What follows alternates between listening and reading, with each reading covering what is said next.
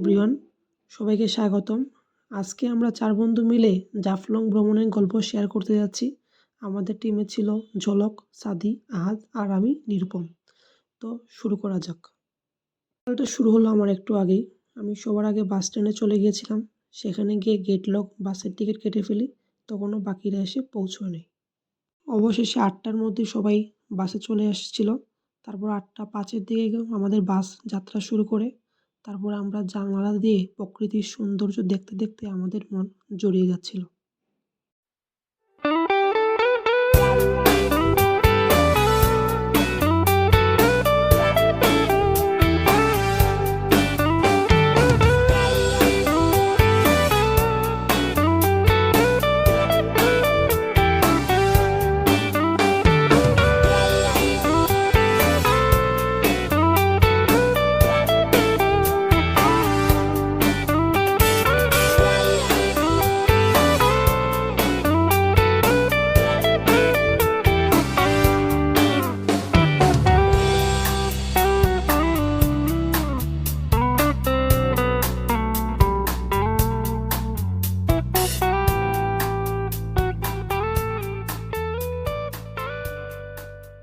প্রকৃতির সৌন্দর্য দেখতে দেখতেই আমরা জাফলংয়ে পৌঁছে গেলাম। ইন্ডিয়ার ওই পাশে বড় বড় পাহাড় দেখে আমরা অনেক আনন্দিত হলাম। এই পাহাড়ের সাথে আমরা কিছু ছবি তুলে ফেললাম। তো আমরা দেখতে পাচ্ছি আহাদকে সাদি অনেক কষ্ট করে ছবি তুলে দিচ্ছে। সাদি আমাদের সবারই ছবি তুলে দেয় এবং আমরা পরবর্তীতে সাদির ছবি তুলে দিই। শেষ হলে তারপর আমরা সামনের দিকে এগোতে থাকি। এগুতে এগুতে আমরা পাহাড়ের উপরে উঠতে থাকি। উঠার পর পাহাড়ের উপরের ভিউটা আমরা দেখি।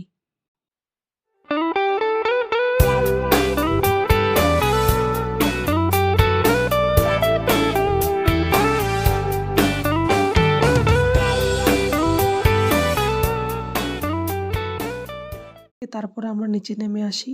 নিচে নেমে এসে একটা টিউব ভাড়া করি। তারপর আমরা নদীতে নেমে পড়ি। তো নদীর পানিটা অনেক ঠান্ডা ছিল, যার কারণে আমরা বেশিক্ষণ থাকতে পারিনি। নদীতে একসাথে 2 দেশের মানুষ একসাথে সাঁতার কাটতেছিল, যেটা একটা অপরূপ দৃশ্য আমার কাছে মনে হয়েছে। নদীর পানিটা অনেক ঠান্ডা, তাই আমরা বেশি দেরি না করে তাড়াতাড়ি পানি থেকে আমাদের পরবর্তী গন্তব্য মায়াবতী ঝর্ণার দিকে আমরা এগিয়ে চলেছি নৌকা নিয়ে। ঝর্ণাতে গিয়ে দেখলাম যে ওইখানে কোনো পানি নেই, তাই আমরা বেশি না দেরি করে আমরা ফিরে এসেছি। আমাদের পরবর্তী গন্তব্য শাপলা বিল। জাফলং থেকে শাপলা বিলে এসে পৌঁছে গেছি। বাসে করে শাপলা বিলে এসে নেমেছি।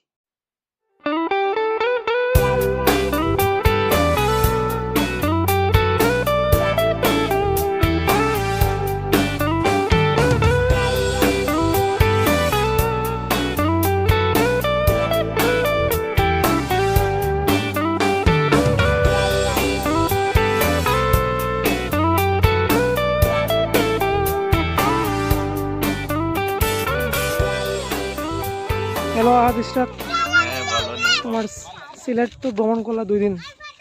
2 দিনের অভিজ্ঞতা তুমি একটু শেয়ার করো। 2 দিনের তো অনেক অভিজ্ঞতা, এটা না বলে এখন যেখানে আছি সেটা বলি। এখন আজকের দিনের অভিজ্ঞতা। এখন শাপলা বিলে আছি। শাপলা বিলটা পরিবেশ অনেক সুন্দর, কারণ তোমার ওই হঠাৎ করে একটা পাহাড়ের পাশে একটু এটা নিচু জায়গা, এখানে কিছু পানি জমে আর কি শাপলা ফুল সৃষ্টি হয়েছে। তাই এই জায়গাটা একটু সুন্দর করা হয়েছে, ওয়াকওয়ে আছে, বসার জায়গা আছে, ভালো লাগতেছে আর কি, পরিবেশটা সুন্দর আর কি।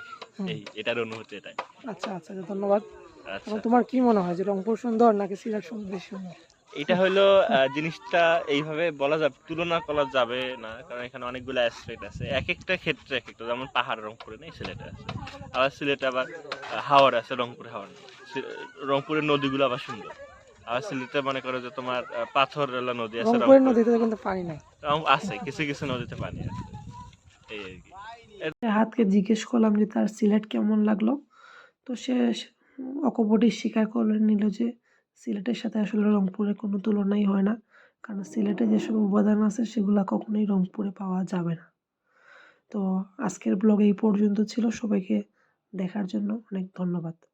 দেখা হবে পরবর্তী ভিডিওতে। পর্যন্ত সবাই ভালো থাকো। ধন্যবাদ।